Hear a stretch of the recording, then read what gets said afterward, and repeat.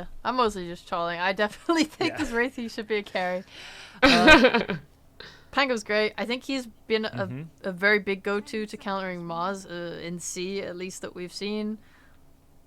The hero's just really great because he doesn't care about arena at all. He just rolls, gets a blink dagger. He's able to CC anyone for so long with like Yules and Shard. Like if you don't know, fun fact, if you basically roll in as Pango and you roll on top of someone and then Yules, it will just hit them again with the roll, and then when you drop down from Yules, if you press your shield crash, you actually shield crash in place, which allows you to get another like roll stun off on the person that you're rolling on, and then you can shard and turn and then roll onto them again. That's just like so much stun. You're stunned forever, man. I had no idea. That feels dirty. It's pretty great. It's offlane players. Yeah. She's like, I will take advantage of everything. Stun? That doesn't sound balanced. What is this? I feel in two ways about it, because I recently played this matchup of Pango into Io, and it's like, if you roll on the carry, because that's who you want to CC, right? Then Io can reload them out of it and protect them. So you kind of end up rolling on Io a lot, which is also fine, to be honest. I think the lane is pretty hard. Pango is an offlaner that has very low health pool, and PA, with all of the long range harass and chip that she does, is very good at taking advantage of that. If you're Pango and you try and swash away, she can keep catching you. She's going to be playing with this Disruptor who's also outputting a lot of magical damage. I think that lane is very difficult for him. The PA out on T1 now, and I don't even know what question I was going to ask, GoDz, but explain to me why they've gone it and why it works so dang well. A few reasons. First and foremost, it's Gabby's signature hero. It's his most played hero in competitive Dota. It's probably his best hero, next to maybe like his Morphling or something. It's signature pick. I also just think it's really good right now. Like in the current meta, it's like a kind of sneaky, low-key, like solid hero. And this game around, it's I think a good matchup against the Wraith King. This is a hero that doesn't like to build MKB. And one of the big weaknesses of Pangolier is the laning stage. PA has a lot of kill threat in lane. The early Stifling Dagger with like Orb of Corrosion plus Blink Strike. Like you can, most of the time I feel like I've seen Pango play into PA, you're just feeding in lane because the lane is so rough for Pango. Yeah. I think T1 are reading this though. They're banning offlaners, expecting Fnatic to just put the Pango on 4, and they do. Yeah, you kind of have to. And it is a hero DJ likes to play, so no surprise to see Fnatic move that to 4th position, or maybe they're good chance they were playing that all along as well. Does this make you feel slightly more confident with that Fnatic? You're like, okay, it doesn't matter too much or as much if the Pango is having a really rough time in lane, GoDz? Yeah, I think this is better. They're probably going to have to do a lot of wave pulling with Pangolier. I don't think they're going to play the lane, because even Tidehunter, I think, is going to feed versus PA Disruptor lane. Like, yeah, you can Anchor Smash and you've got Kraken, but I think there's just too much damage output between those. So it's probably going to be a lot of, like, lane shenanigans. Let's pull waves behind towers, pull creep waves to neutral camps, stuff like that. So I don't think Fnatic's trying to prioritize the laning phase. I think they're looking more at, like, their mid-game where they can mitigate a lot of the PA's damage output, but at the same time, picking Titan Disruptor, that's a little weird, little suboptimal. Love it. Not the Inter Disruptor, but I love the rounding out of their draft. Lina as a hero loves bodies, and you have Pango and Tide and Wraith King, all these heroes that will just stand in front of you and form a wall that protects you. Yeah. Like, I think their team fight is really scary. Definitely a game where it feels like Armel is the true carry, not Raven, with how well they've set this Lina up for success. All eyes will be very focused on that Lina, but the Leshrac is the last pick for this game number 3 on T1. Sheep, how is this one rounding out their draft? I think the Lesh definitely fixes their damage issues. They were lacking it very hard on T1. Lesh loves playing with Io and Maz. T1 run it in the past. It's something they're very comfortable with. I think this is a strat that they should be extremely comfortable on and can do very well with. I think the Lesh should have the capability here to run over the game in the mid game with the Io. there was the prediction that you guys gave me at the start of this series, GoDz. You said 2-1 in favor of Fnatic. It's still very possible for it to go this way, and the only way that we're going to know if you're right is if we jump into game number 3, so please, take it away. Alrighty, Sheepo, we're here. It's game 3. Seeing the drafts, it sounds like you're maybe slightly favoring T1, or am I reading too much into that? I really like the Lesh last pick. I think Fnatic's team fight is still potentially better than T1's, but I think T1 kind of are just stronger in general. Okay. If Ravage is down, I don't see how they really stop this Lesh IO, because Lesh really likes it when Maz can go in first for him in arena and stuff, and it gives him like a space to just use all his magic damage, and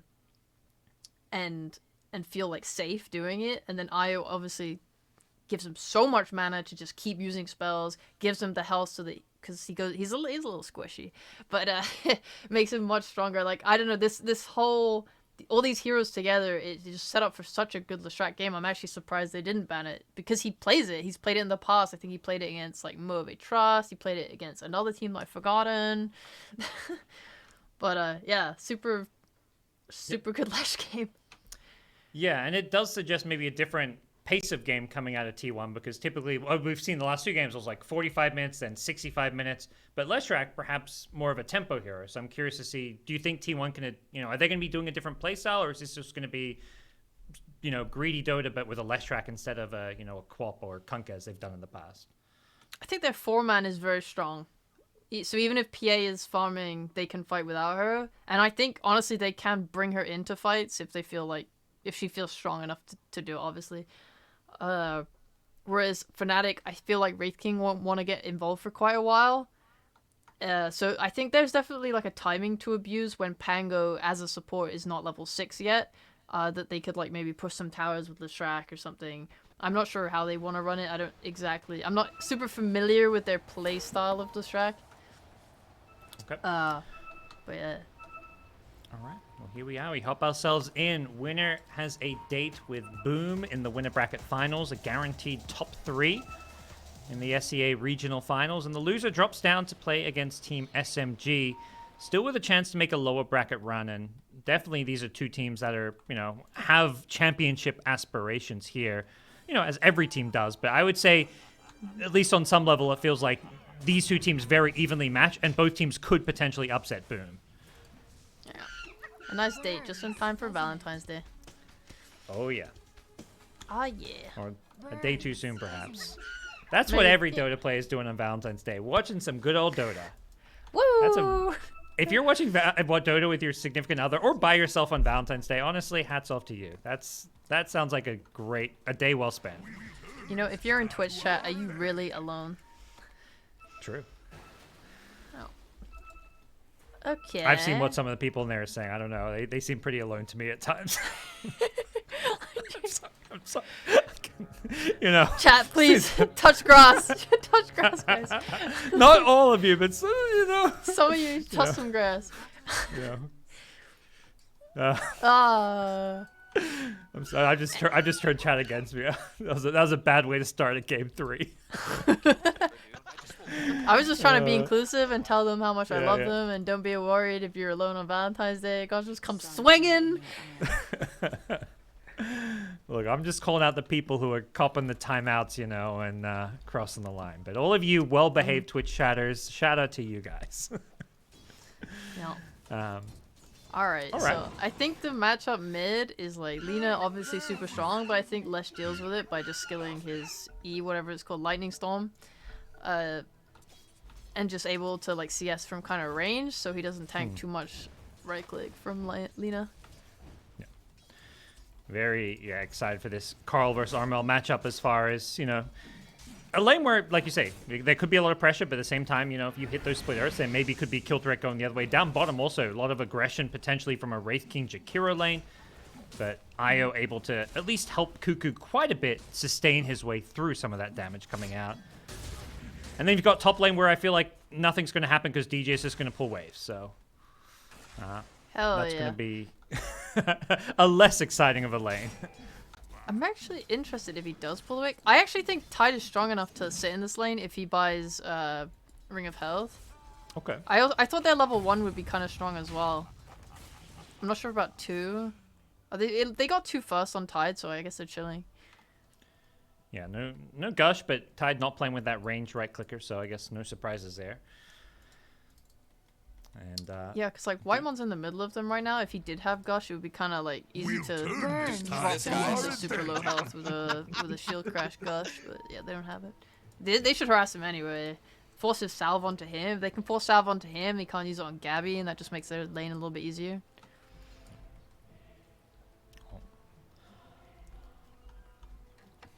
As far as these other lanes go, you mentioned Wraith King gonna take some time to come online. I mean, when you've got this Lean, who's also a bit of a greedy hero in terms of the mid lane goes, does that mean Wraith King has to play like, you know, a bit less like that kind of typical hard carry style?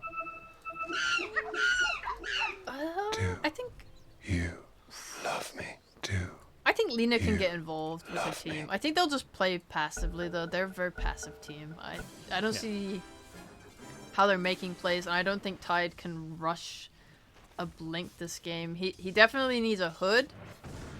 I'm not sure if he'll then go Blink or if he'll go for something else. Like maybe he wants a Halberd this game, maybe he wants an Axe this game.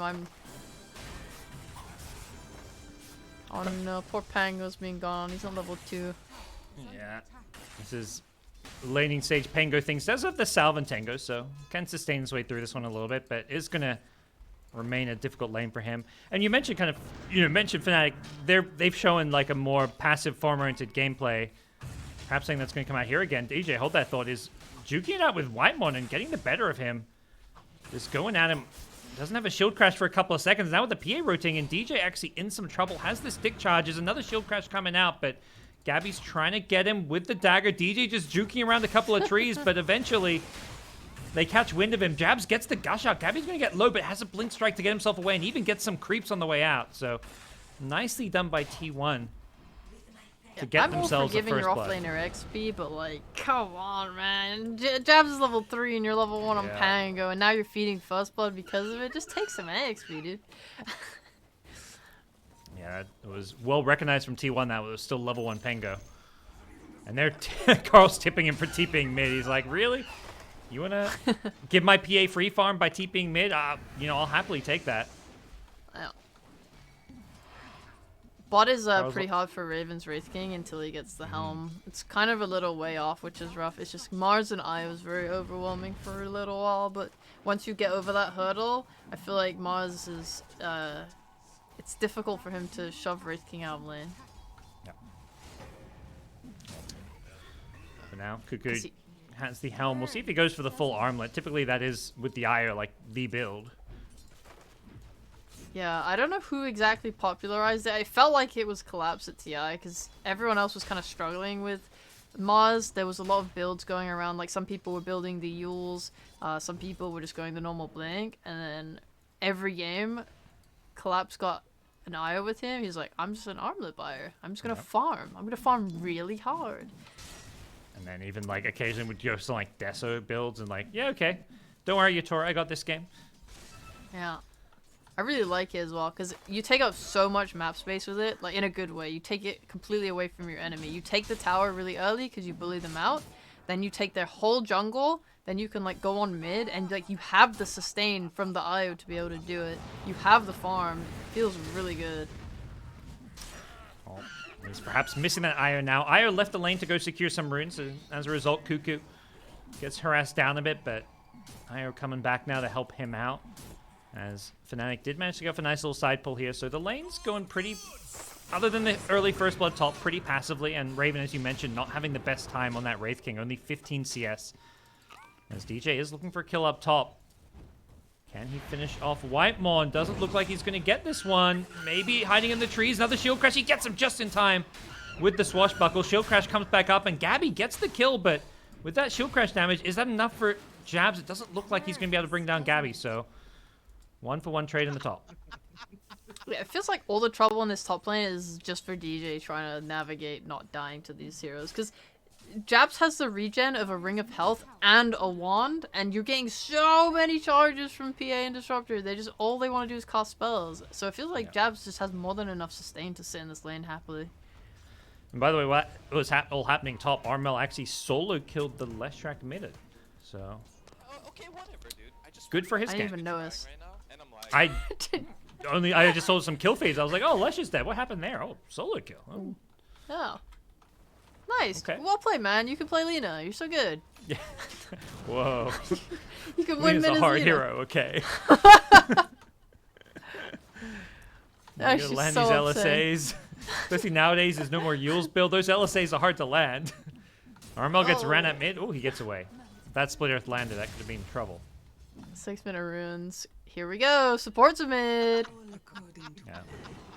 Well, that's why Armel was mad and got that kill, because at 4 minutes, the supports came and denied him of all the runes, so DJ has to take the haste rune, and Armel gets hit by the Split Earth this time around with the IO rotation, so he goes down to the Pulse Nova damage. And that's one thing Leshrac can do to the Lina, is if you can get on top of her, that damage output from the Split Earth plus Pulse Nova, it hurts. Yeah, it's a bit of a shame. They have, DJ got the rune, which is nice at least, so Carl can get it after getting the kill. But yeah, maybe just overstepping a little bit into the river, need to play it back a little bit more, I'm not sure. Maybe she felt stronger than she was, but she's rotating top. That's kind of cool. Looks like they're gonna go for a kill on Gabby, or she's just farming? She's Oh no, look at that stack, yo! great rotation. Beautiful. The 6-minute 40 rotation in the top tier 1 tower to farm sets. DJ's happy. This is classic Fnatic. They just rotate either their mid or their carry into the jungle so DJ can get his farm. We saw it on like his Weaver game 1 where he just suddenly comes out with an Ag Scepter. This is just like a you scratch my back, I scratch yours. You stack the camp, I farm the camp, and you take the lane. Yeah. I thought you were going a different direction with that, where it's like you give DJ some farm and you know he carries the game for you. No, never. Supports don't carry games. Support. It's in the name. Yeah. Exactly. DJ's tossing it. He didn't do anything. Exactly. Yeah, we can't be giving these supports too much credit. They're going to start getting, too big for their britches. Raven down bottom. He's in trouble. Hasn't hit level 6, and even if he had, I don't know if he wants to skill ultimate because they were in a position to kill him twice, but his teammates are smoking down, making a move, and Carl may just walk right into this one. LSA plus Shield Crash on 2 with the Laguna Blade. Carl being healed up through it, but it's not going to be enough. Zephyr does manage to get away because of how long it took to kill Carl, but nice kill for Fnatic. Yeah, what a great rotation that was. I wonder Fortunately when tower pressure is going to start in this game, though. Because it feels like Lestrac's good at pressuring towers, and Lina's also really good at pressuring towers, so I would not be surprised to see people start hitting towers soon. Yep. And we'll see if that is going to be the case. Definitely in this offlane, when Mars get armlet, it feels like it's going to be hard for anybody, like even the Wraith King, to stay in this lane to go up against the Mars. But for now, at least, Fnatic doing Fnatic things, which is farming it up. Jab's top of the net worth chart on his Tidehunter. The PA is just being forced in the jungle. Gabby getting a lot of good farm. By no means has this been a rough game for him, but there's nothing he can do against a Tidehunter in lane. Yeah, Tide is getting all of his mana regen from just from wand.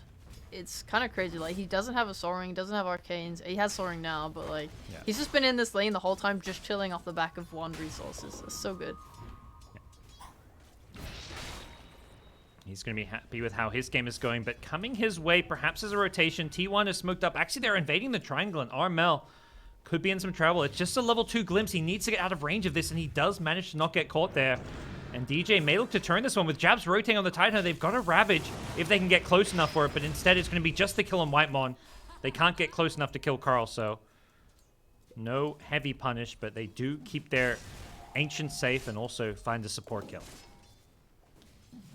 If Maz is playing up on this lane like this, he should be able to pressure mid, but I'm not really sure. I guess I don't see much on Fnatic. They don't really have any deep wards down, I don't think. No. They're very defensive. I think T1 on the other hand, they have very deep wards down. They have one over by the outpost. They see the stacks being made.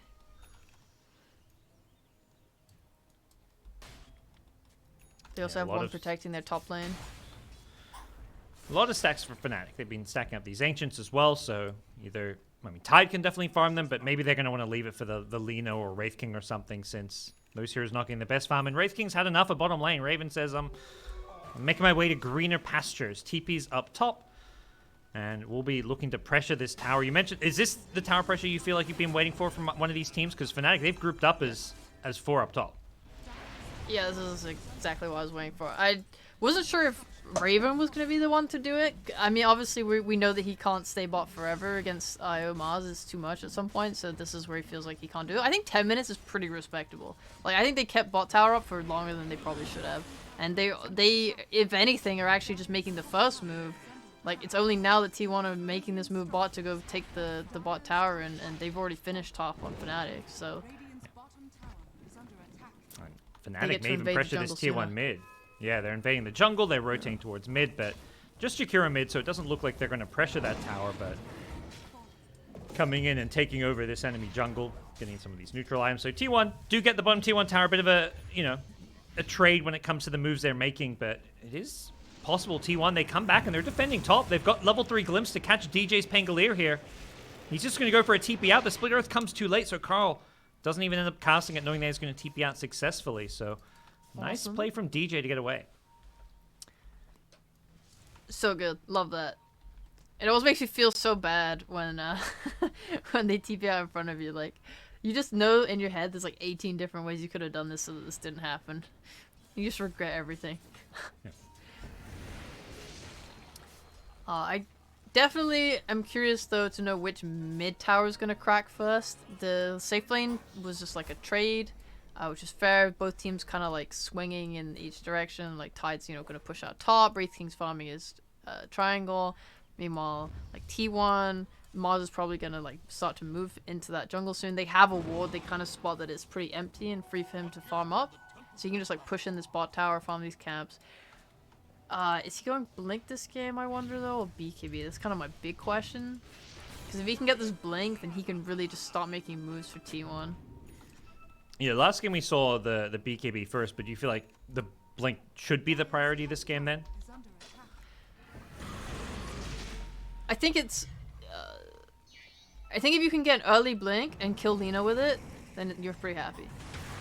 DJ, Rolling Thunder is looking to start a fight here, perhaps. They've got the Ravage, but will need a Soul Ring or some Magic Wand charges. Jab's charging in forward, goes into a Static Storm, but walks his way out of it, then sets up a Ravage on it too. Followed up with an LSA Laguna Blade. They take out the Leshrac before the Ire Relocate save can come into play. Jabs does end up going down to the God's Rebuke, as Cuckoo needs to get out himself, but the right clicks from the Lina going to get outplayed by the Armlet Toggles. Nicely done by Cuckoo to keep himself alive there. As Fnatic lose 2 despite getting off a decent Ravage, but they kill off the big hero in the Leshrac. That's a shame. Probably shouldn't have happened. I think there was just a little bit of spellcasting mistake with the with Whitemon's Static Storm. I don't know if the Kinetic Field just didn't form in time, but he managed to like get out of it and cast the Ravage, which kind of sucks, but what can you do? They didn't lose an objective over it, which is like the most important thing for both teams. I think maybe T1's happier because like Ravage is down now, which gives them like timing to feel safe. They know, oh, maybe we can overextend a little bit into an area, and we know we can't be punished by Ravage. We'll see if they make that next move. They are grouping up as if they may want to make some kind of a smoke play here. Cuckoo's Mars has Arena in 20 seconds time, so we'll see if they make that next move anytime soon. They've got some stacks waiting back for them, for the PA, who doesn't quite yet have a Battle Fury up. So imagine Gabby's not too interested in fighting right now with the Battle Fury so close. He's going to want to finish that and then, farm up those ancient stacks before he kind of gets too involved. So, and you mentioned a lot of your focus and what you're curious about is going to be these tier 1 mid towers. Do you feel like either team has like the better mid game right now that should be the ones making the more aggressive moves?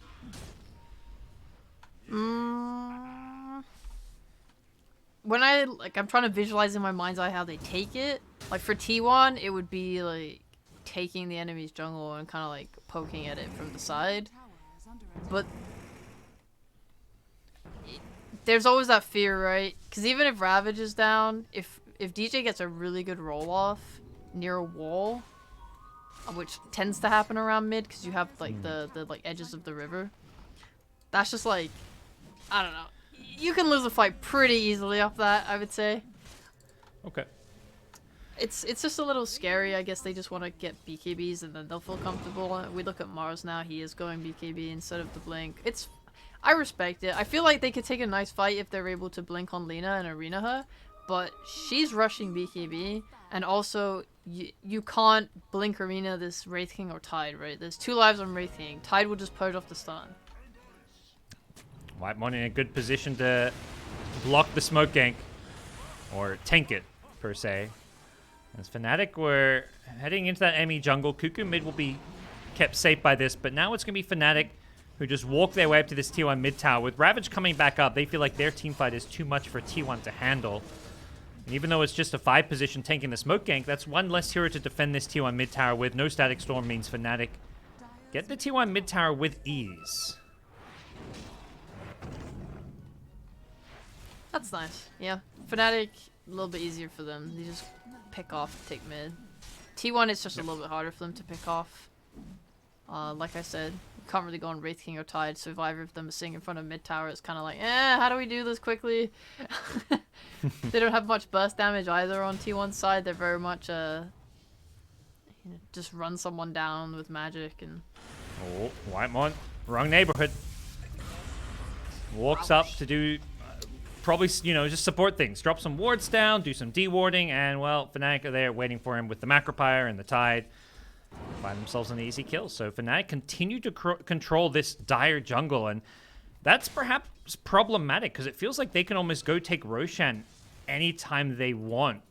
Once it, they're not going for Deso, but yeah, they can really take Roshan with the heroes they've got. It feels like something that's going to be pretty hard for T1 to contest. Yeah, I agree. Their team fight is a little bit lacking compared to Fnatic. Armel's got a BKB now? Yeah, so he's feeling really good. I think at this point, if they show hard bot on T1, you could probably just walk in. Otherwise, they may look for another smoke gank. If they can get a pick off, then they can turn that into a Roche. They have the Gush for the minus armor on it, which is really nice. So even if they don't have Deso, they still have like a quick way to take it. Like Roche, hard to fight back when Jakiro uses spells too. Altogether, they just have like a really nice team for taking it. Well, we'll see when they look to make that move, but for now they're happy just to slow things down. It is T1 who, as far as the core heroes goes, they are top of the net worth with the PA. Top lane, Jakiro has been caught out. They're willing to throw a static storm and an arena. They commit a lot of ultimates to bring him down, and I think Fnatic recognizing that they want to fight. They've got a blink on Raven. He goes in on a Whitemon. That's going to be an easy disruptor kill, but not sure they're going to be able to get Cuckoo as well, but they want to focus and chip away at this tier 2 tower as well. So Fnatic getting some damage in, but with the glyph being used, they're going to back off and play it safe. 18 minutes is the time of game where you can't use an arena anymore for support. It's like when your first few arenas, blow it on a support, get that kill. Unless they're really important to kill, which I don't think a Jakiro is. Like, I don't think you can do that. Because you need to turn it into something.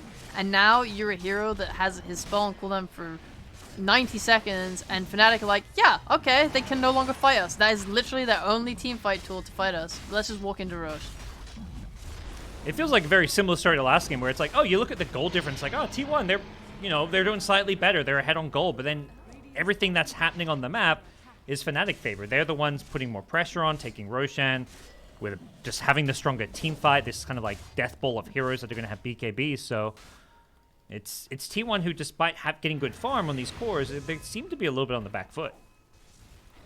For sure. I see the problems with their drafts that make them feel like playing this way. The difficulty of initiating on 2 of their cores, PA being a hero who needs a lot of items to be really strong. If she jumps in without a BKB, then she can just be kited extremely easily by Ravage rolls, the stuns. Those rolls controlling Disruptor now. Poor Whitemon just going for a little D-ward mission, and DJ says, okay, I'll take that kill. And I actually really like this difficulty of... Oh, they're firing more. Whoops. yeah, that's all right. Raven, they got that reincarnation without much effort, but Jabs is set up for a perfect 3-man Ravage, but the follow-up damage wasn't there, and Armel in the arena has to BKB just get himself out of that one, and DJ will not have an escape himself, so Fnatic get caught too deep, and they're being chased down. Relocate after Armel. He's got an Aegis, but he's got no more BKB, can't get to the Invis rune. He's going to lose his first life and probably his second. No BKB for 60. They're tipping him. They know his fate. Armel, he's dead, left to the Sharks as T1 clean up. Nice. Good punish. And that's where that, I mean, you kind of mentioned, like, you can't really just use an arena for a support. DJ, you know, he's a 4 position, but he does something similar, using the roll. And then they go for that tier 2 top tower and don't have the Rolling Thunder to back them up. Yep, you've got to play around these cooldowns. And like T1's lineup, while it struggled early, I would say PA is really good for the game overall. She does want to jump Lina, and she can get to the Lina. She's also like a hero that is just constantly, you know, her cooldowns are like constant, right? She can keep jumping from hero to hero. You like having that into a Wraith King, right? You're not just like a one and done ult type of hero. She can assassinate these supports if she can get on them, and also like her shard, Fan of Knives, allows her to kill Tide. You know, usually he purges off stuns with Kraken Shell. If she gets Fan of her shard onto him and they stun him, like, he can't purge, he just dies. Yeah. I mean, Fnatic had the Aegis and were the ones being the aggressors. Where do you feel like things went wrong for them when they were making that move? I think it was like what you said. Like, they just didn't have one of their cooldowns. They kind of just get picked off. Armel top has to BKB. Whitemon thinking about chasing for a glimpse, but they'll settle just for that BKB being used. Down to 7 seconds already, so very quickly we're looking at that minimum duration. That's good. I like what they're doing as well. Carl got a Blink Dagger on the Shrek. It just lets him be where he wants to be in the fight on the right person. Him and Gabby together can just output so much damage onto anyone. If they get a catch with Cuckoo, he's going Blink now. He's about to have it. Like, at this point, let's see. Gabby has queued up that shard, right? Say they see Tide. At this point, they can just spear the Tide, jump with the knives, and that's it. He will never purge off that stun, and he will die. They can just easily burst. Fnatic want to make a move before that happened. Carl on the front line is going to get blinked on by Raven. The stun follows up with the Rolling Thunder on through. He's inside the arena. This is perhaps perfect for DJ with the Ravage there as well. They can't finish off the left, but instead they find the better target in the Io. Take away the save and the sustain. Carl on the front lane's got a lot of heal himself with the Eternal Shroud plus Essence Ring, but needs to be careful. He's in some trouble now. The Laguna Blade, the burst damage is too much for him to handle, but they've lost 2 in return. But without a BKB anymore on Gabby's PA, it does feel like Fnatic have the edge here as they're chasing. They're looking for more. Another blink on this Wraith King will allow him to chase down some of these heroes, but the Thunderstrike prevents that blink from coming up. So nicely done by T1 to prevent Fnatic getting any more kills. So it's a 2 for 2 in the end. I guess you're happier as Fnatic. They killed Lesh. That was good. Okay. It's also a PA BKB going down. Like, if anything, right, PA is scariest when she has these high BKB durations. She's now at 7 seconds. She only has one more high BKB timing before it's down to just 6. And when it gets down to that, then yeah, then you're like, kiting becomes more viable again. 6 seconds is up. You know, throw out the stuns. She's not as scary anymore. Yeah, just try and use those defensive glimmers and things when she's BKB'd and get the hell away. Well, for sure. A lot of big ultimates used by Fnatic, though. So, is this a winner for T1, or are they also somewhat ulti dependent? They seem to think that they're not ulti dependent. They are smoked up and going. Oh, they do have Arena's already up. back up, yeah. Oh. They see Armel, but he's got BKB, so this could be a game of reaction time if they go on him. They get the glimpse back. He's not going to... Okay, he gets glimpse and BKBs. Post-glimpse, Gabby blinks in with a BKB of his own. They want this Armel Lina. He gets back to the safety of his tower, but now with Gabby blinking in, but his BKB wearing off means Armel is still alive for now. Rolling thunder from DJ. He misses Gabby, unfortunately, and Armel now in trouble, but gets glimmered up. Gets still hit by the Split Earth. The AoE damage from the Pulse Nova is going to be enough to finish him off, but caught under the tower is Carl the Lesser, but he's got plenty of heals with the Eye to back him up, and DJ can't do anything about it, even with the roll-up. Not enough damage coming out of Fnatic for now. They're going to buy back the lead and try to turn this fight as Carl goes for, well, he can't really get out of this one. Raven going to chop him up with his big cleaver, and it does end up turning out okay for Fnatic, but did cost them a Lina buyback. That's sick. You love that buyback. That is like your ticket to do so much in this game. If you can kill her, you can take an objective, you can take like a tower, Roche, high ground, anything. Like, she'll be dead for so long, and she's so much of their damage. Like this Lesh, every time I've seen him die in fights, a lot of it has just been to getting like Lagooned and stuff down. It's also like she's a lot of your burst to help remove Io too. Like she's a lot. So they have a lot of team fight and control, but without Lina being alive, that's very easy for T1 to take their fight, I think. We'll see the fight here again. It's like every time I see these fights, I'm like, it looks like Lesh is like in a bit too deep, and does end up dying this fight, but he gets kept alive for so long with the IO plus the sustain from the Shroud plus the Essence Ring. So all of those heals coming into play. IO having both Mech and Holy Locket as well. It's really nice. I love that pairing. They're just smoking again on T1. They just know, like, we just go, we kill Lina, we get so much. Well, they've got the shard now on this PA, so they see this tide. Can they break him? Gabby goes blinking in, and oh boy. Rest in pieces. Melted. Absolutely melted. And T1 knowing they have full control of this area of the map. They'd love an early Roshan respawn. They've got 35 seconds on tide. Very unlikely they get Roshan up before them, but it is a possibility. They could just crossing their fingers. Kill the top tower if they really wanted to. It doesn't have backdoors, the tier 1. No luck for T1. It's going to be a longer, almost 2-minute respawn on Roshan, so Fnatic will have the opportunity to defend it as T1 make a relocate down bottom just to clear out some of these creep waves. Something that Fnatic did ping, so they have an idea of what's going on here. And they make their move out. They need to do some dewarding here, and DJ will get himself onto the cliff to make sure they take out some of this T1 vision and get themselves ready for a potential Roche fight. Yeah, it's getting scarier and scarier. Yeah. If she, oh, they're just smoking again. Honestly, T1 are just like non-stop aggression right now. Back-to-back smokes. They really want Lina's head, or anyone's head, really. They know they're strong enough to do it. They're going for the Wraith King here. They have the ward there, so they know Wraith King doesn't have any backup immediately around him. Raven actually blinks away, and they don't want to maybe overcommit on a hero like Wraith King with that reincarnation, so right, get themselves back to safety. As both teams will continue the posturing around Roshan. Roche number 2. Similar story to last game where Fnatic get Roche number 1 without much of a fight, but Roche number 2 is going to be the big one where T1 will look to put their name on this game and not give it up all so easily. Yeah. You want like a bunch of things to be happening when the Roche is spawning. You want good wards up. You want the mid wave to be pushing into your enemy.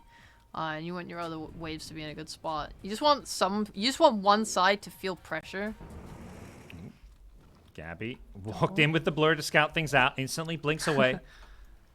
Yeah. Both like carries. right now, they feel pressure top, right? Call has to push it out. That shows information to Fnatic, and they feel more comfortable. Like, they're smoked. Yep. And even Lina pressuring bottom with the boots of travel. TP's down there to nuke the wave. And instantly will head back towards that Roshan pit. As a quick pause comes out, both teams will get a moment to kind of think about the state of this game, about what their next moves might be. What are kind of the ideal conditions for the next team fight, I guess, for both teams, would you say? I mean, both teams really want to fight on their own vision, right? Tide wants the best Ravage he can get. Mars wants the best Arena he can get. They want to see the targets that they need to kill first. For PA, with her Fan of Knives, she can kill this Tide Hunter, like, really fast. So I think she probably wants to kill him first. Fnatic, they know that they need to pick off this IO, otherwise he's going to be able to save the cores, like buff up the Lesh, make sure he doesn't die.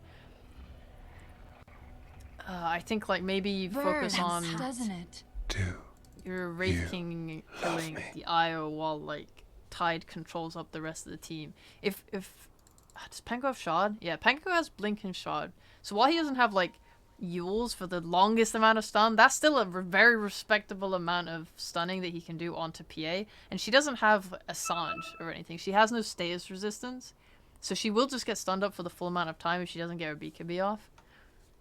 Okay. It's yeah, whoever goes first, basically, whoever gets the right pick off, the right jump. And then even if you're going first, if you commit too much, also you're looking at Roshan, where both teams can buy back and TP in. Like T1 have their outpost, Fnatic have their T1 tower top, so could be a potential Roshan with not just a full-on 5v5, but 7-8 heroes or lives being kind of thrown at the Roshan pit.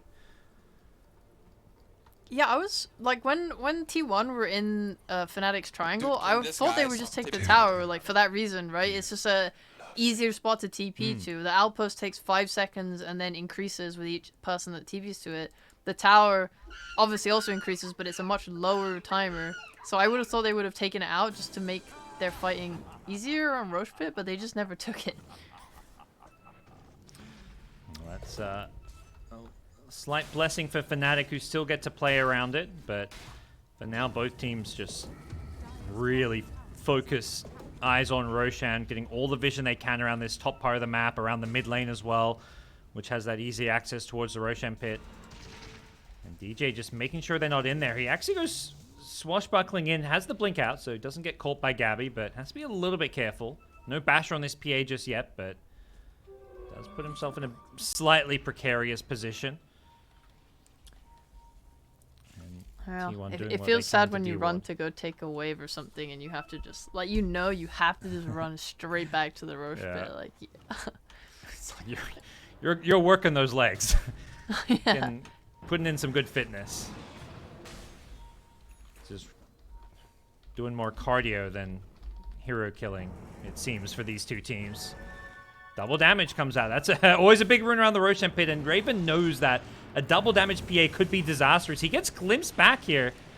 They perhaps think this is an opening to go on Raven, but he's still got the DD if he wants to turn and fight. Pops the BKB, wants to go on Cuckoo. He's doing a lot of right-click damage. The IO save comes a little bit too late. The Rolling Thunder also stops the relocate out.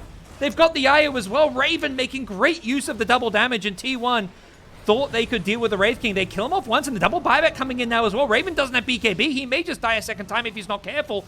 Gabby knows this. He gets glimmered up, but they've got the dust to scout him out, and now Raven going to go down without buyback. Full TP out as they lose the Pangolier as well. Carl doing a great job jumping in on the backlines, and it looked good at the start for Fnatic with the Wraith King double damage, but T1 utilizing their buybacks to perfection. Yeah, they probably should have needed to use their buybacks. That was a really sloppy going. Cuckoo didn't BKB, unfortunately, and then Zephyr died trying to like rectify that mistake. But I mean, it all works out in the end. Maybe Fnatic just went a little bit too far. It looked nice for Wraith King at the start, though. He really just like chomped down on Mars. Yeah, unfortunately, I guess using, typically you're saving that BKB for the second life, but he really wanted to fight with double damage, and I mean, he got 2 kills out of it, but the rest of his team, it felt like, couldn't offer enough in the team fight. Tide doesn't find an opportunity to Ravage, no opportunity to use Rolling Thunder. Fnatic just unable to use some of those big team fight spells. And this PA is a problem. Gabby, level 23 now, has a Basher up as well, playing with an Aegis, and Fnatic are going to have their work cut out for them to deal with Gabby's PA. I don't really see what happened to Tide. The kill feed says Lesh killed him, and he died like on top of his stairs to his triangle. So I'm guessing Lesh and PA kind of found their way to the back line or something while Wraith King was dealing with the other heroes. I'm not sure. I didn't see. Yeah, I saw Leshrac was like in the enemy triangle area when he killed the Pangolier at the end of the fight too. So I think he just got on the back lines, and then Io bought back and like aggressively relocated in too. Okay. Yeah, I respect that. Big plays from Carl. His Blink Dagger super paying off then to allow him to get in that position. Well, Cool. Lena gonna TP top. Gonna be okay. So, for Fnatic, is it turtle time? Like, any way they can... I mean, they've got all this crazy team fight, but against an Aegis PA, are they just thinking we gotta turtle it up? Yeah, the biggest counter to team fight is just a second life. I'm not sure. I thought Tide was gonna go Halberd this game to help them be able to deal with PA, but he went Ags instead, which is kind of okay because it's like a long range way to reduce your enemy's armor and allow Lina and Wraith King to do as much damage as they can. But at the same time, this PA is just destroying your entire team and killing everyone. I feel like they need more ways to kind of help kite her in general, whether that's like living longer through having evasion or something. Because if they can do that, then they can fight. And the Aegis is like, okay, we'll dodge it for a bit, but we can deal with it if they make a move and catch us off guard or something. I don't know. They don't have like 4-staffs and stuff. Pango is playing as a Pango does, right? He gets Blink to do his job, but as a result, the only defensive item they have is a Glimmer Cape on Jakiro, and he's probably dying before he can press that button. Man, unfortunately, like, Lina, Armel's like, I just gotta go get my own 4-staff, so buys his own Hurricane Pike, and not like the worst time to get on Lina, but it does kind of speak to what you're saying about not having some of those support items perhaps impacting this game. And Gabby's hit level 25 now, so triple Stifling Dagger talent comes into play. And this is a scary PA now with Abyssal Blade completed. Gabby's got his eyes on an Aghanim Scepter as well as his next item, so things going from bad to worse for Fnatic, it feels like. They're down 11k gold, and they're kind of losing any grip on this game as they're losing tower after tower and forced to just run away from T1, it feels like. Yeah, that's the only thing they can do. I mean, I definitely don't think they're strong enough now to fight into the Aegis. I don't think they have the items for it. I don't think they have the heroes for it. The split pushing is obviously the correct play. Pressure somewhere on the map. Like, they've now pushed all of the T1 heroes bot in reaction to them playing there, and now they get to TP back to base. Maybe they can run up top, mid. Do they have wards down? I don't think they see Maz on their cliff ward, so they know that there's heroes playing bot right now. Maybe that gives them some confidence to be able to push out back up to the top side of the map. Okay. But it's a game of avoid and pressure. Do as much as you can on the map. Well, it feels like if they ever want to deal with this PA, they're going to need some of these MKBs. Both cores getting them against the PA evasion. With the evasion talent, there's some crazy levels of evasion coming into play. But it's going to still be some time before Lina manages to farm up her MKB, so life is hard for Fnatic. But do these MKBs kind of change how the state of the game, or is it still going to be tough for Fnatic? I think it's mostly hard because PA is killing everyone so quickly that it's not really a question of damage, it's more of a question of living. Okay. They are buying items to try and help with it, like the Hurricane Pike on Lina. She has Shivas for more armor. This is the right way. I think if Wraith King didn't have a Assault Cuirass, she probably would have bought one. But I mean, yeah, they have the control.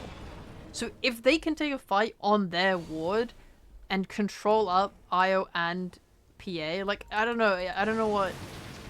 Tide's going Ghost Scepter. That makes me sad. I feel like if they were ever able to take a fight where they ravage twice with like Refresher, then it should just be a one fight. Because then Wraith King and Lina do have the damage to kill PA, and Io can't do anything because he's stunned up. And it's like if you have a double ravage, then even if they have Aeon Disc on Io, then you're just ravaging him again, so he still can't get the reload off. Even if it's a short stun, if you interrupt the reload, it's enough to kill the PA. We'll see if Tide reconsiders the Ghost Scepter and goes into a Refresher or something instead. Still hasn't committed yet for this Ghost Scepter, but may also be thinking that he needs to hold on to his buyback. As we'll see Fnatic not interested at all in taking any kind of fight. And for T1, are they, do they just want to chill and wait for another Roshan? Is that kind of the game plan as far as you can tell for them? Probably the best one. Well, the safest one. You don't want to misstep. Like, yeah, if Fnatic have so much control, then you don't want to throw it all away by trying to go high ground early or something. Or even just being on one of their wards that you just didn't know was there. It might be worth investing in a gem. Fnatic is smoked up. They're looking to make their play around this mid lane. The PA throwing daggers from the high ground.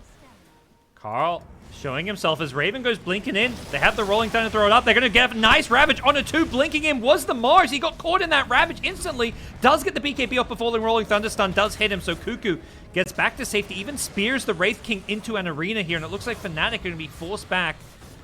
Not finding the Mars kill, but the Leshrac kill was a nice juicy one for them to find. That puts them in a really good spot here.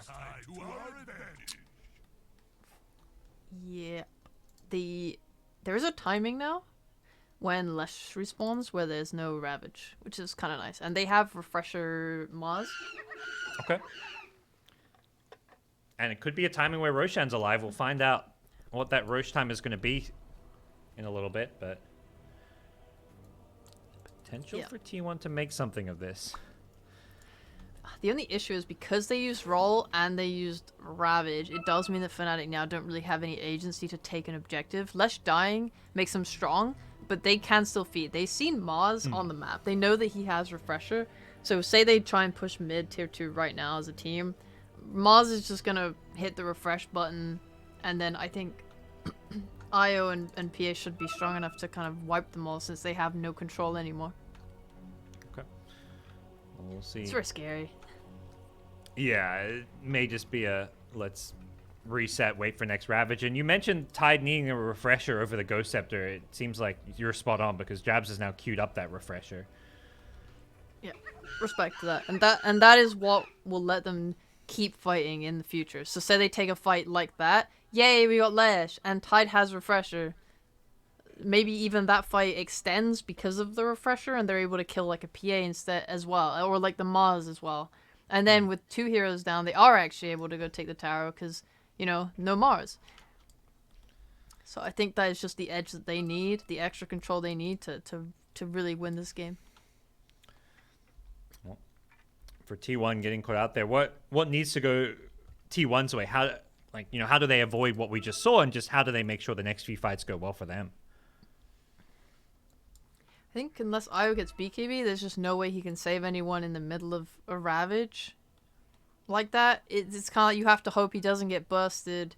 Either he needs to have items that allows him to not get bursted in a Ravage like that, or Io needs to find a way around it. I'm not sure. It's hard. It's very awkward.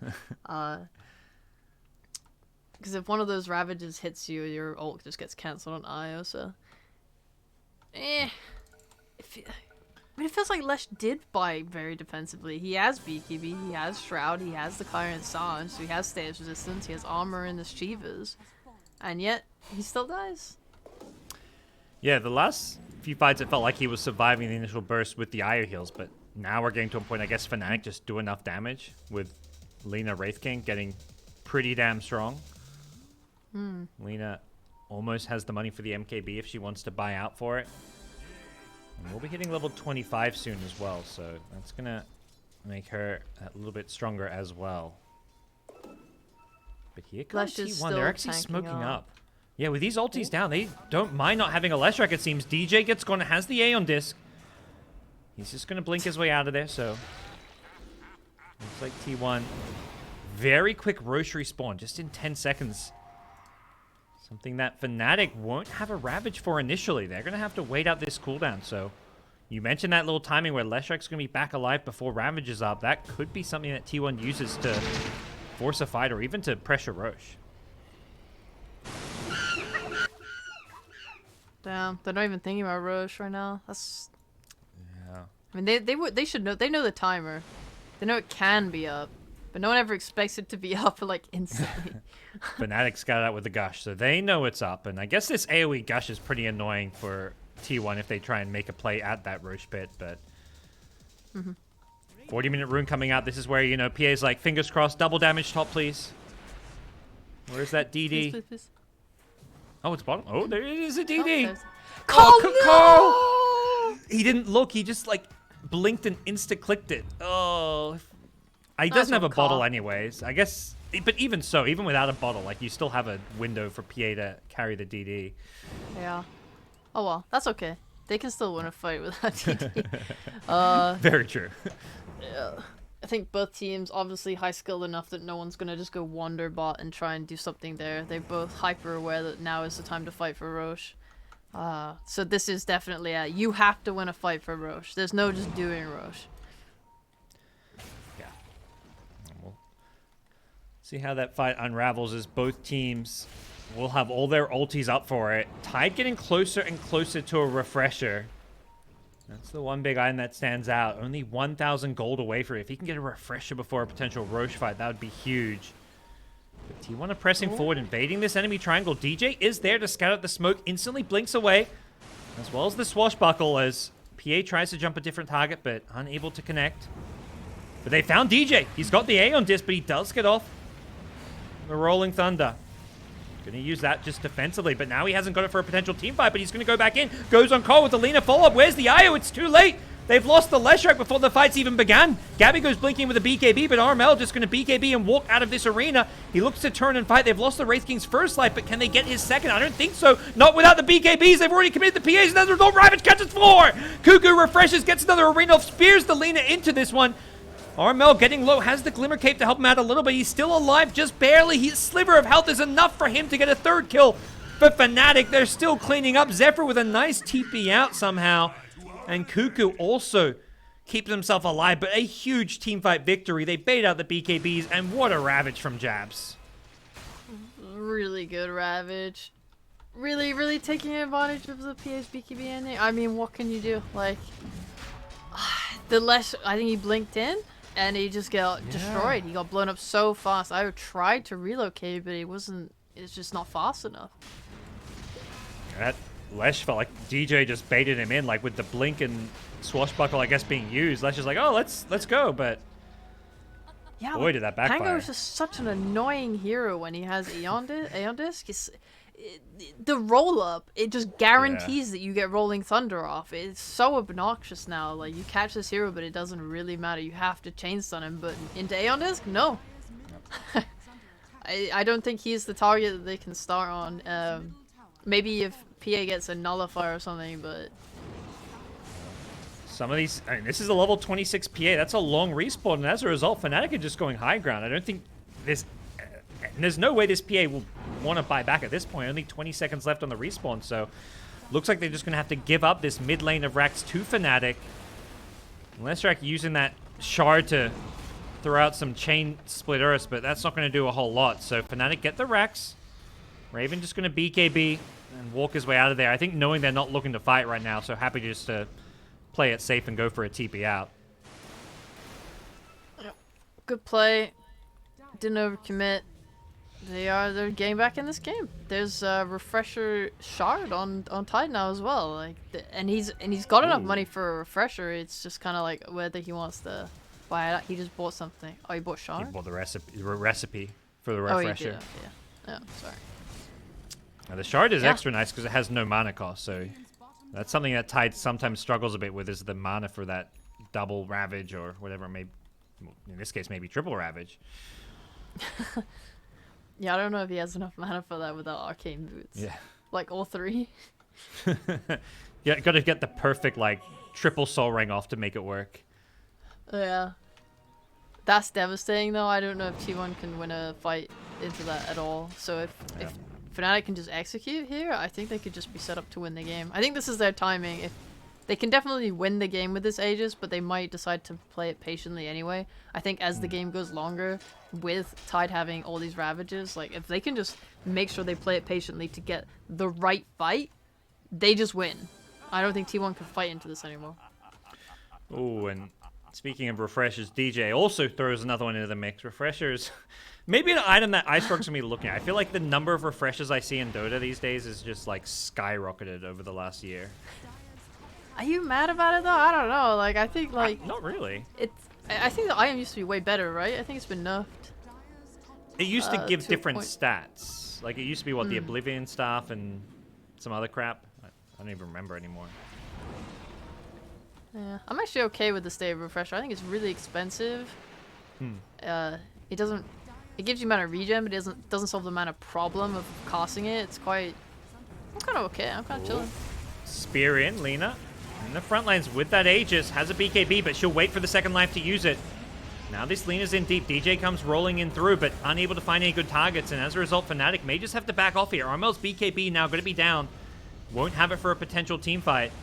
As Cargo's looking to blink in, and Fnatic has managed to, you know, disengage, just losing the Aegis here, but now they've got no BKB on Armel, so things get a little bit hairy here as Raven going to put himself on the high ground here, knowing that they can't afford to have Armel get going on. He gets the dodge off, doesn't get hit by the spear, gets bashed up by the dagger, but that spear missing means Cuckoo goes down. He's going to be forced to buy back, and Armel feeling confident on the front lines here, knowing he's got that double Ravage behind him. Carl unable to connect on Armel with the Force off there to help bail out the Lina.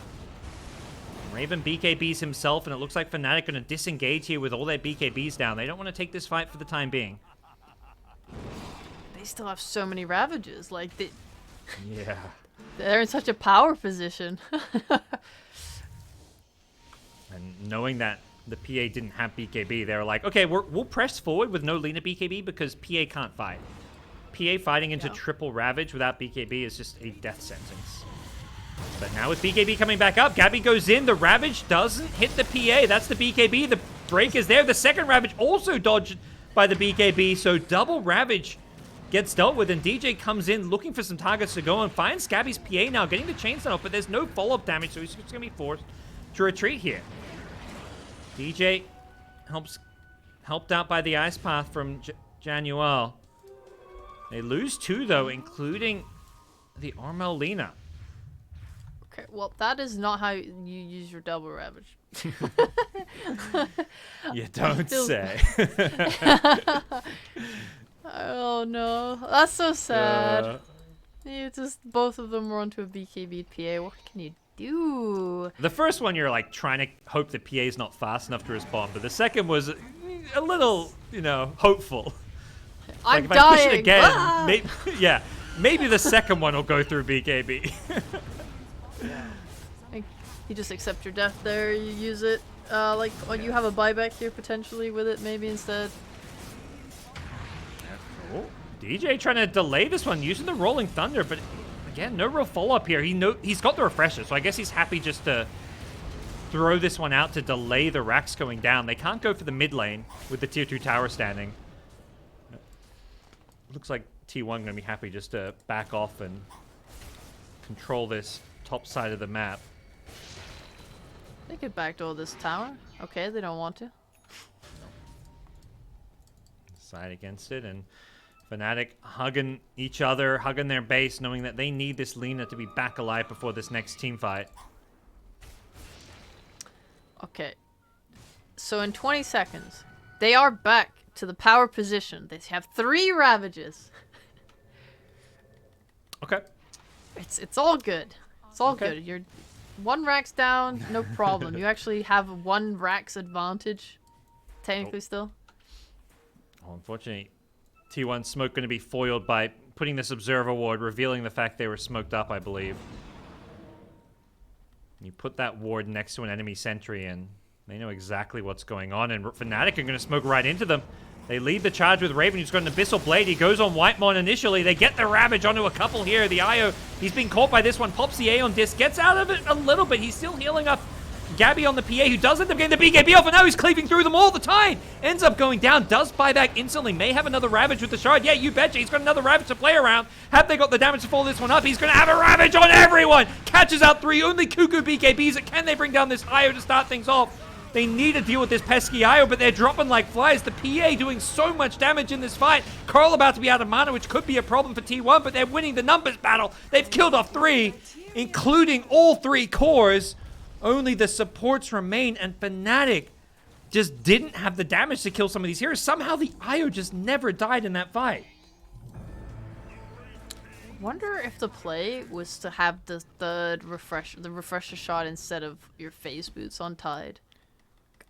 Because he got the 2 Ravages off, which was great, but then it felt like they needed the 3rd one just to finish the job. And they didn't have it, because he had to move out of his backpack. Because Gabby was so low, and then because he didn't have the 3rd Ravage, he just satanicked. And Zephyr having the Aeon Disc meant he gets himself out of the 1st Ravage, and the 2nd Ravage hardly does anything because of the status resistance. So he was just healing up Gabby through it all as soon as the double Ravages were committed. And now we see T1 onto the high ground. So close. Well executed from T1. The new arrival of Gabby looking like it may be enough, putting him on his signature PA to get them a 2-1 victory. They're not there just yet. They've got Mega Creeps, but they're going to back off and play it safe, knowing Roshan is coming up soon. And in fact, it's going to be awaiting them as soon as they get to the pit. So perfect timing for T1 to fall back after getting Megas and get themselves Roche number 4, Aghanims, and Refresher await. Yeah, there's... It's much harder now for Fnatic. Obviously, they're Megas. They do still have the... Actually, I'm not sure. After that fight, seeing that 2 Ravages were not enough to kill Gabby. And they don't have 3 anymore. They do only have the 2. It could still be enough if they focus all their efforts onto him, but now he has an Aegis, so you just can't do that, right? And it feels like someone needs to go on the Ire. Like, they were so committed on Gabby that Zephyr was just ignored. He was on, like, 25% health, and, like, someone like the Wraith King who can actually purge off. He's got the Witchbane. He can actually purge off the Aeon Disc. They need to address Zephyr in some way. For sure. Between Lina and Wraith King, they have a lot of damage. Probably more than enough to take down both Gabby and Zephyr. I guess it's a problem if the rest of the heroes also need to be dealt with, right? Cuckoo has 2 arenas. Yep. Even this, I mean, Leshrac being ignored, Carl will happily dish out a buttload of damage in a fight. Level 28, 4.5k health with the overwhelming blink. It's not just Gabby who's a threat in these team fights, but we'll see what the response from Fnatic is going to be. Gabby going to press forward with that Aegis in hand. Looking in is Raven, but yeah, the insta-split Earth is there. Just trying to keep them off the tier 4 towers, but you can't let them chip away at this one. As we saw last game, like, you can hold your own and not lose a team fight, but eventually the throne will just go down if you're not careful. Yeah. Level 25 Edict does a lot of damage. They jump in on the backline. DJ gets the roll up. They're trying to deal with this PA, but he gets relocated out back to safety for now. Can they take the continued fight here? Carl on the front lanes on the left side, getting brought pretty low here. He gets the Lina BKB off just in time, but he can't do damage through the arena. Now Raven on the Wraith King doesn't have the respawn. Ravage finally comes out, but it's too late to keep the Wraith King alive, and the second Ravage just going to need to be thrown in a second here. Jabs is about to go down if he's not careful. He gets the Ravage off, but they're just losing steam here, and they GG out knowing it's all over for them. Without the Wraith King, they don't have the damage, and T1 get a 3-2 victory. God dang. They did it. Good for them. They only lost to Fnatic and all the tiebreakers and stuff. Must have felt pretty bad, and now they got their revenge. Yeah, they were the reason they were in those tiebreakers was that loss to Fnatic in the group stage as well. So for T1, it was what, a best of 3 and a best of 1 loss. They get their revenge here, making things pretty spicy here in the regional finals when it comes to where things are headed. And Fnatic, even though they dropped down, they're a team I don't think we've seen the end of Fnatic. No way. Yeah, I mean, this was such a even series, all 3 games, I think. Like, the 3rd game was surprisingly the most uneven, and it was still really close. So, yeah, honestly, props to both teams. Super high skill duo, lots of amazing plays coming out. Like, that was great. Great to watch. Great to cast. Yeah. Well, we had 2 50-minute games and a 65-minute game. It went the distance, and these teams absolutely delivered. We're not done for today, though. We're going to come back. We're going to hopefully get a chance to talk to some of the T1 guys, or at least one of them in an interview, as we wrap up day 1 of the regional finals. Stick around, guys. We'll be right back to break down what happened today. What a series and what a game number 3 as T1 does round out our last series of day 1 of the Southeast Asia Regional Finals. They were looking really good. You said it in the break, Sheep. It was this weird space of close, but also probably the least closed game we've had. Yeah, in game 3, that was like, it's like, ooh, an 11k gold lead. How exciting. Someone's actually ahead. Yeah. The team that was behind was still, like, very competitive. So, yeah, it was a good game 3. What do you think was key to Fnatic feeling like there still was a chance despite the gold deficit? Was it the itemization for them, Sheep? I think it was just the heroes. Obviously the items come into it, but like knowing that you have the ability to team fight and just lock down heroes for so long is like, that can turn any game. Yeah. As long as you have the heroes that have the damage to take advantage of it, and Lina and Wraith King are definitely heroes that do that. Do you think there was a specific moment for you, GoDz, where you're like, okay, T1 have closed this out. This is their game to win now? I think it was that fight before I think it was Roche number 3 where they just somehow like it was the double ravage on the PABKB, like where things just suddenly like unfortunately like Fnatic were the ones who actually seemed to have clawed their way back in and had an advantage. They were like pushing high ground up top, and then as they fell back, they kind of like got caught out and double ravaged the PABKB and just kind of made a few misplays. Like I think it's game 3. You've had 3 games that go like 60 minutes almost, so I think it was a bit of kind of fatigue settling in at that point. 100%. You make those kind of just mental errors. Dota's a stressful game, and I think that's really what ended up happening a little bit here in this game 3 for Fnatic, because there was definitely some point around 45 minutes in where I feel like this game was 50-50. Yeah. Look, it's bound to happen, like you said, off the back of an already ridiculously long game 2 that we did see. It is just this space of Fnatic sort of letting some misplays happen, but also props to T1 for really being able to capitalize on that and knowing that this was their moment, this was their time, that they could close out this game and sort of put in a solid lead and just have that win for the series. But Sheep, is there a standout player for you across this whole series, not necessarily just this game? That's a hard question, man. It is. That was really a lot of Dota. Yeah, gosh. No, I couldn't name. I mean, obviously, like, big shout out to Gabby for stepping up so nicely for T1. I think he played really well. I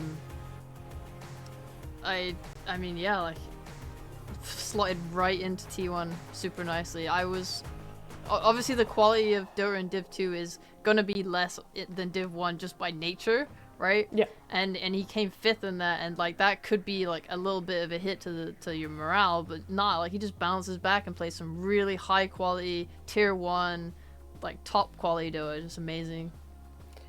For sure, you wouldn't really expect him to have been coming from a team in lower division that placed 5th. He had an outstanding performance. He really did help T1 reach their potential. I'm going to ask the tough question though, GoDz. Do you feel, I don't know how to word this in a nice way, that Gabby was able to give T1 something that they wouldn't have been able to have with 23 Savage? Ooh, spicy. Yeah. From what we've seen, I don't think so. I feel like it's not an upgrade or a downgrade. It's just a side grade. So without knowing the internal workings of the team, to me, it's like, considering I don't think it's a downgrade. It's like if he's going to mesh better with the team and the team, morale and cohesion is better, then sure, it makes sense they would make it. And that seems to be the reason why they made them. Well, we are going to be able to jump into an interview here with a T1. We do have Cuckoo joining us for this. Cuckoo, thank you so much for joining us and congratulations on the win. How's the atmosphere down there for the team? I think we're happy, but and tired also. Yeah, I could definitely imagine. Did this series play out the way you guys were anticipating? Were you going for those longer, slower games, especially the way that you were drafting? I feel we're winning on game 3, but somehow they jumping on us and yeah, they caught us off guard. So I think we dragged the game. But I feel we winning around like 20 minutes plus. So yeah, they just play good. So maybe it drags the game. Definitely. Obviously you guys lost to Fnatic in your match in the DPC and in the tiebreakers. What did you guys like change up this time to be able to take out that win? I think the draft because last time our draft against them is like not really good. When after like 1 week, I realized what is going on with my draft. It's like so ugly. Then now it's like I think we have like team fight and carry. Yep. The game 2 you lost, was that a draft thing then, or was that just a execution? Do you feel? Maybe the execution because yeah, it's like Medusa kinda counter Raid King if like late game. Then they drag the game again. It's like just fanatic thing. It's like they always play slow farm. It's like they are more slower team than them. Then yeah, they play good. I think. Cool. And then we were obviously talking about the big change for T1. You guys bring in Gabby. He looked great in this series, played his signature PA. How are things going with Gabby on the team? And I guess, in your words, what led you to bringing him in to replace 23 Savage? I feel it's not just upgrade or downgrade. They are both good players. Just the maybe some communication part only. It's like, yeah, I think they are both good players. Cuckoo, before I let you go, I do want to ask you one last question. What is your prediction for the final standings of the regional finals here? I think we're gonna go on finals.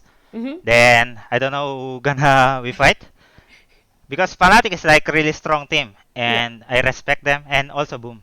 SMG, I think we have edge on them but cannot disrespect them also. So I think everyone is really good team. Yeah. Awesome. Well, thank you so much for joining us and congratulations again on the win. Thank you. Bye bye. See ya. Bye. Yeah. He was just a little bit too humble. He didn't want to throw out any numbers, but I'm gonna put words in his mouth. I'm gonna say he thinks T1's gonna come on top, SMG's gonna come last, and in the middle's just in the middle. Yeah, gotta have confidence in your team. You gotta. It has been an absolutely amazing day one for the DPC Southeast Asia Regional Finals. We are going to have a look at the bracket and have a little bit of a recap so you guys know what's going to be coming up tomorrow. And we jump in here. That's right. The two series we had today resulted in a 2-0 for Boom, a 2-1 for T1, which means our first series tomorrow is going to be that lower bracket game. Team SMG up against Fnatic. One of them will be leaving the competition, being knocked out, however you want to phrase it. And then the second series is that upper bracket final between Boom and T1. It's going to be very, very spicy. And GoDz, which game? I mean, you're hyped, right? One's going home, the other one are two great teams. But what's your predictions going to be out of the Boom T1 and the SMG Fnatic? Yeah, I'll stick with what the players are saying. I think their SMG is like a slight level below the other three teams. I legit think these other three teams are like all very evenly matched. We saw it here with Fnatic T1. T1 Boom. I don't know. It's hard. It's hard. I think a lot of, it's like Boom, they won the DPC League, but the one team they lost to was T1, so... It's very interesting. I'm going to go on a limb. I think T1's going to win tomorrow. I think T1 is going to 2-1. And Sheep, what do you reckon is going to happen tomorrow? Dude, I've been diehard Boom fan since the beginning of the DPC season, and I will stick with them now.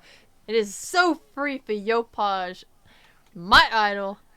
I don't know. He's so good. It's not fair how good he is. Yeah, and I'm like super excited to see them play more with Jackie. Like, how hype.